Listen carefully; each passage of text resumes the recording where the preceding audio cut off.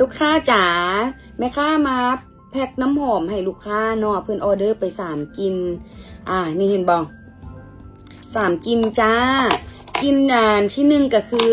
สิพาซัน EDP เนาะกินหอมหวานไฮโซหรูหรามากมายเลยจ้ากินที่2ก็คือบูเบอรี่แบกเนาะผู้ดีอังกฤษหอมไฮโซตระกูลดีผู้ดีแบบแถมติดทนได้นี่น่ะติดทนเบิดมือเลยเด้อลูกค้าใครอยากได้น้ำหอมที่ติดทนแนะนำเลยจ้าตัวนี้สแกนโดเนาะตัวที่ว่าโตดังๆโตน้ำหอมยกขาที่ว่าดังๆกันฮะนะนี่แม่ค้าก็มีพร้อมส่งพร้อมทรายพร้อมออกงานเลยเด้อใครสนใจทักหาแม่ค้าได้เนาะขายแม่ค้าขายมันนี่มาโดนแล้วต่างแต่ว่าก็บ่ค่อยได้โพสต์ลง